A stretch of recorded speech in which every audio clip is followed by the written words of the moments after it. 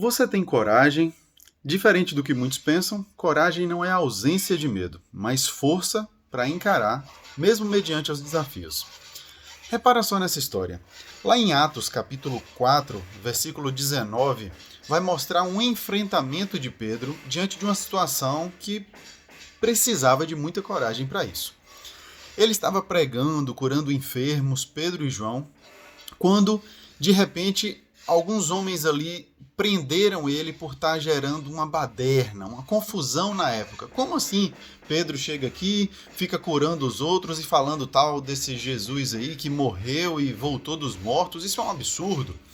Pessoas extremamente religiosas e controladoras na época não queria que isso acontecesse, né? Se cresce essa fé, se cresce essa realidade, o poder de Cristo seria maior do que o controle que eles teriam sobre o povo. E aí, Pedro e João ficam presos à noite para que sejam interrogados no dia seguinte. Ali eles são cercados pelas pessoas mais influentes da cidade, né? Pelos sacerdotes da época, enfim, os fariseus. E aí, uma vez cercados, eles são chamados, né? E é solicitado a eles que fala assim, olha, aqui no versículo 18 vai dizer, chamando-os, ordenaram-lhes, deram uma ordem, para que de modo algum falassem nem ensinassem no nome de Jesus. Então, depois de uma noite preso por conta disso, eles são chamados, intimados e recebem ordens para parar de fazer aquele tipo de coisa. Olha a resposta de Pedro, capítulo 4, versículo 19. Responderam, porém, Pedro e João, julgai vós se isso é justo, respondendo às pessoas, né? Diante de Deus, obedecer antes a vós do que a Deus. Repara só, vocês estão me pedindo para não falar sobre Jesus e não pregar sobre a ressurreição dele e parar com isso. Agora, reparem vocês, se isso que vocês estão pedindo é justo. Vocês acham que eu vou ouvir vocês mais do que eu ouço a Deus?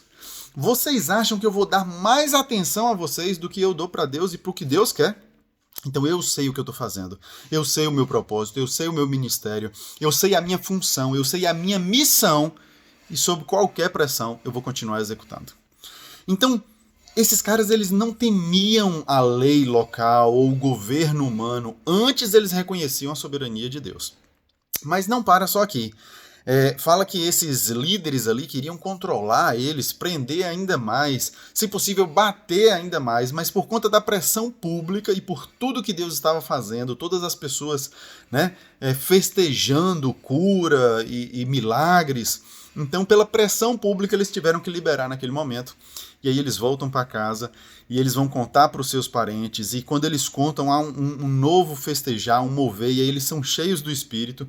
E repara só, no mesmo capítulo 4 do livro de Atos, lá no versículo 29 ele vai dizer: agora, ó Senhor, olha para as suas ameaças, para o que esses homens estão fazendo, né?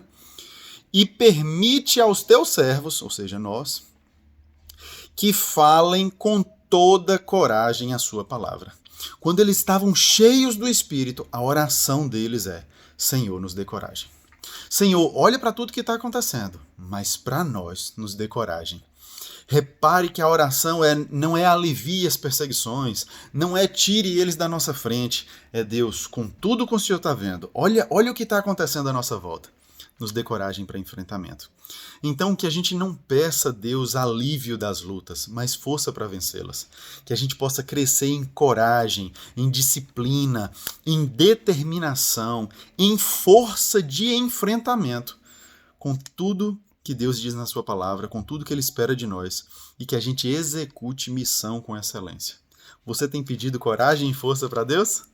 Deus abençoe o seu dia. Compartilhe essa mensagem.